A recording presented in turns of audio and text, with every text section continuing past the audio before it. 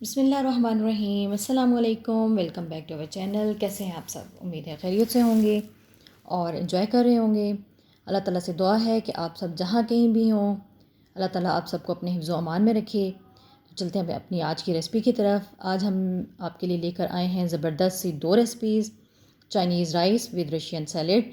तो पहले हम बनाएंगे चाइनीज़ राइस। उसके लिए हमें चाहिए है चिकन 1 किलो, बॉइल्ड गाजर, बंद गोभी, शिमला मिर्च ये मैंने ले लिए हैं 1.5 कप। टमाटर हैं 4 से 5 अदद, प्याज 2 अदद, हरी मिर्चें हैं 3 से 4 अदद, काली मिर्च, लहसुन अदरक का पेस्ट और नमक हस्बे ज़ायका। तो हम अपनी आज की रेसिपी शुरू करते हैं अल्लाह के बबरकत नाम के साथ। बिस्मिल्लाहिर्रहमानिर्रहीम। ऑयल ले लिया है मैंने 1 कप और इसको मैं अच्छे से गर्म करूँगी। जब ये कड़कड़ाने लगेगा तो इसमें हम ऐड कर देंगे टमाटर। नॉर्मली जब एग फ्राइड राइस बनते हैं यानी चाइनीज़ चावल अगर आप बनाने लगते हैं तो उसमें वेजिटेबल राइस बनाते हैं या एग फ्राइड राइस बनाते हैं तो उसमें टमाटर यूज़ नहीं होते। लेकिन ये ज़रा देसी स्टाइल में आज हम बनाएंगे तो इसमें हम डाल देंगे टमाटर। और आप ये ज़रूर ट्राई कीजिएगा और फिर मुझे कमेंट में बताइएगा कि सबको ये कैसे लगे।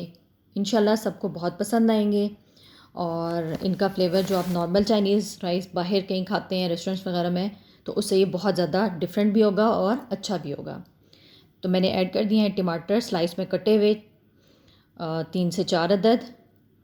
जैसे ये सॉफ्ट हो जाएंगे तो इनमें हम बाकी चीज़ें ऐड कर देंगे। ये आप देखें कि जो टमाटर हैं वो ऑलमोस्ट गल चुके हुए हैं। और इसमें मैं ऐड कर दूंगी सिरका 2 बड़े चम्मच। और फिर मैं डालूँगी इसमें चिल्ली सॉस। चिल्ली सॉस जो है वो ऑप्शनल है, मैं फ़्लेवर के लिए डालती हूँ। अगर आप उसका फ़्लेवर पसंद है तो आप डालें और अगर नहीं पसंद तो बेशक मत डालिए। और फिर इसके बाद मैं डालूँगी सोया सॉस। अच्छा, सोया सॉस आप किसी भी खाने में जब यूज़ करते हैं तो इस बात का ज़रूर ध्यान रखिएगा कि सोया सॉस जो है वो सॉल्टेड होता है यानी उसमें पहले से नमक होता है। तो आप जो रेगुलर नमक हम यूज़ करेंगे वो हम थोड़ा कम क्वांटिटी में यूज़ करेंगे ताकि हमारा जो खाना है बिल्कुल ही नमकीन सा ना हो जाए। और फिर मैंने इसमें डाल लिया हुआ है सिरका, इसको मिक्स कर लेंगे।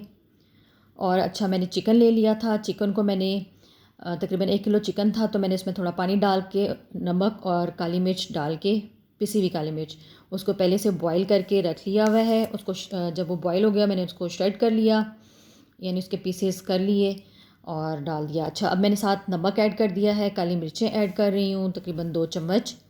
और साथ में ऐड कर दूँगी लहसुन अदरक का पेस्ट। लहसुन जब हम डालते हैं किसी भी सालन में तो उसको हम फिर अच्छे से भून लेते हैं ताकि जो लहसुन की एक स्मेल होती है वो ख़त्म हो जाए और वो अच्छे से मसाले में मिक्स हो जाए। जी, तो मैं आपको बता रही थी कि चिकन आप बॉईल करके रख लें और अगर आप बोनलेस यूज़ करना चाहते हैं तो आप उसके स्मॉल पीसेस कर लें और आप डायरेक्ट डालें, वो बड़ी जल्दी से जो है वो गल भी जाते हैं और भुन भी जाते हैं। जी, तो मैंने इसमें ऐड कर दी हैं हरी मिर्चें और साथ ही मैं इसमें ऐड कर दूंगी चिकन और गाजर। गाजर चूँकि थोड़ा ज़्यादा टाइम लेती है तो मैं इसलिए उनको भी चिकन के साथ ही डाल दूंगी। और अगर आपने कोई खाना करना है, कोई दावत है या आप वर्किंग हैं तो आप इन चीज़ों को पहले से भी करके फ्रीज़ करके रख सकते हैं। यानी सब्जियों को सोते करके रख लीजिए, कटिंग करके रख लें, चिकन बॉईल करके रख लीजिए ताकि जैसे ही अगर कोई अचानक आपको ज़रूरत पड़ती है, कोई मेहमान आ जाते हैं या अचानक से आपको बनाने का दिल चाहता है, टाइम नहीं होता, तो आप ये तब भी आपके लिए जो है ना टाइम सेविंग हो जाता है। मैंने गाजर ऐड कर दी है और चिकन ऐड करके मैं इसको हल्का सा भून लूँगी ताकि चिकन का जो है वो एक फ्लेवर आ जाए और जो गाजरें मैंने डाली हैं वो भी सॉफ्ट हो जाएं। तकरीबन 3 से 4 मिनट में ये आप देखें कि गाजर भी जो है सॉफ्ट हो चुकी हुई है। अब मैं इसमें वेजिटेबल जो है वो ऐड करूँगी। मैंने इसमें ऐड कर लिया है प्याज, साथ में इसमें ऐड करूँगी शिमला मिर्च और बंद गोभी। अब ये सब्ज़ियाँ जब मैं ऐड कर लूँगी तो मैं इनको बहुत ज़्यादा देर पकाऊँगी नहीं, भूनूँगी नहीं, मैं जस्ट इनको सोते करूँगी यानी कि मसाले के साथ मिक्स होंगी तो मैं चूल्हा बंद कर दूँगी। क्योंकि अगर ज़्यादा देर पकाएंगे आप तो बिल्कुल सॉफ्ट सी हो जाती हैं, अगर आप वो फिर बिल्कुल नरम हो जाती हैं। तो इसलिए मैं सिर्फ इनको मिक्स करूँगी और चूल्हा बंद कर दूँगी ताकि जब हम इनको दम लगाएं और पकने के बाद इनका एक क्रंची सा जो थोड़ा टेस्ट होता है वो बाकी रहे। तो मसाला तकरीबन तैयार हो चुका हुआ है। बस मैं चूल्हा बंद करके इसको कवर किए बगैर 2 से 3 मिनट तक इसका जो इसमें स्टीम वो है धुआं है वो ख़त्म हो जाएगा, तब मैं इसको कवर करूँगी ताकि ये अपनी स्टीम के साथ सब्ज़ियाँ पक ना जाएँ, सॉफ़्ट ना हो जाएँ। जी, तो अब हम देखें कि वो बन चुका है, मैंने इसको कवर कर दिया है। चावल उबालने के लिए मैंने पहले से पानी बॉयल करने के लिए रख दिया था और चावल मैंने भिगो कर रखे हुए थे। ये तकरीबन जो है वो 4 गिलास चावल हैं, यानी 1 किलो चावल हैं।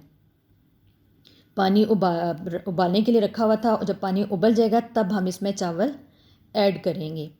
और चावल ऐड करने के बाद जब थोड़ा सा इसमें उबाल आएगा तो मैं साथ ही इसमें सिरका ऐड कर दूँगी। सिरका इसलिए ऐड करते हैं कि चावल जो हैं वो कहते हैं ना कि आपके चावल निखरे हुए हों, यानी कि खड़े खड़े से चावल हों, हर दाना दूसरे दाने से अलग हो, तो सिरका डालने का ये पर्पस है। जब आप डालते हैं तो आपका दाना चावल का जो है वो खड़ा खड़ा सा रहता है। और जब चावल में बॉयल आ जाएगा, यानी पानी उबल जाएगा और चावल में बिल्कुल एक कनी रह जाएगी, तो हम इसमें नमक ऐड करेंगे। चावल उबल चुके हैं, पानी उबल रहा है और मैं देखूँगी कि चावल बिल्कुल गलने के करीब है या नहीं है। तो जब मैं देखेंगे कि चावल अगर गल रहा है, करीब है जब गलने के, तो एक कनी के बराबर होगा, तो मैं इसमें भी सॉल्ट ऐड कर दूँगी। और नमक ऐड करने के बाद मैं इसमें इसको जो है 1 से 2 बॉयल आएंगे तो फिर हम इसको छान लेंगे, चावल यानी भून लेंगे, पानी निचोड़ देंगे इनका। और ये देखिए कि चावल मैंने निचोड़ने के लिए रख दिए हुए हैं। देगचे में मैंने थोड़ा सा ऑयल डाल दिया है ताकि वो जो चावल है देगचा है वो नीचे से थोड़ा ग्रीस हो जाए। और अब इसमें मैंने चावल डाल दिए हैं उबले हुए, पानी निचोड़ लिया हुआ था। अब इसके ऊपर मैं मसाले की लेयर लगाऊंगी, तह लगाऊंगी, यानी कि जिस तरह हम बिरयानी की तह लगाते हैं इसी तरह हम चाइनीज़ राइस की लगाएंगे। मसाला डालेंगे और फिर उसके ऊपर एक और तह चावलों की लगा देंगे।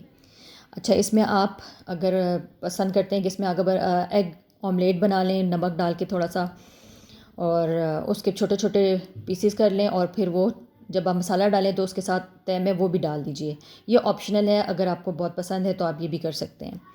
तो जी, मैं चावल डाल चुकी हुई हूँ, इनको मैं सेट करूँगी और मैं इसको दम लगा दूँगी। और साथ ही जब तक चावलों को दम आएगा इतनी देर में हम रशियन सैलेड तैयार कर लेंगे ताकि हमारा टाइम जो है वो बच जाए।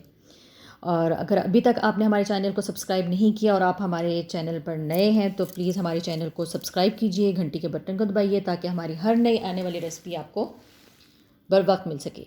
जी, तो चावल दम पर जा चुके हैं, अब हम बनाएंगे रशियन सैलेड हम पहले भी आपको सिखा चुके हैं, इसकी बहुत वैरायटी है। इसमें आप वेजिटेबल्स भी यूज़ कर सकते हैं, फ्रूट्स यूज़ कर सकते हैं, ड्राई फ्रूट्स यूज़ कर सकते हैं। और अब मैंने ले लिया इसमें लिए टिन फ्रूट का टिन लिया है, मैंने आलू और मटर बॉईल कर लिए हुए हैं, सेब काट लिया है और थोड़ी सी मैंने बंद गोभी ली है, तकरीबन हाफ़ कप। ये मेरे पास है 200 ग्राम मैंने ले ली है क्रीम। इसको अच्छे से मैंने फ्रीज़र में चिल्ड कर लिया था। ये देखिए आप कितनी सहूलत से निकल आई है, कोई दिक्कत नहीं हुई। और साथ में इसमें ऐड कर रही हूँ मायोनीज़। जितनी आप क्रीम लेंगे, मेरे पास 200 ग्राम थी तो उसका डबल आप मायोनीज़ लेंगे।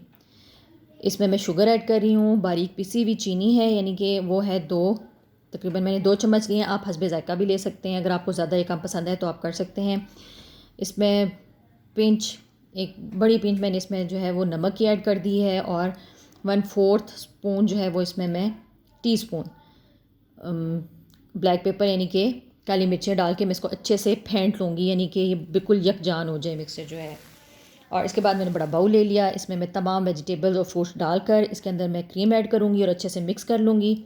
हमारा रशियन सैलेड बिल्कुल रेडी हो चुका है और हमारे जो चावल हमने रखे हैं वो भी दम पर आ चुके हैं। इन दोनों चीज़ों को मैं डिश आउट कर लूँगी। उम्मीद है कि आपको हमारी रेसिपीज़ पसंद आएंगी, कमेंट में ज़रूर बताइएगा और इंशाल्लाह मिलेंगे फिर नई रेसिपी के साथ। और अगर आप कुछ मज़ीद अच्छा सीखना चाहते हैं तो हमारे साथ रहिए और वीडियोस को पूरा देखिए। इंशाल्लाह नई रेसिपी के साथ मुलाकात होगी और कमेंट में ज़रूर बताइएगा। अल्लाह हाफ़िज़।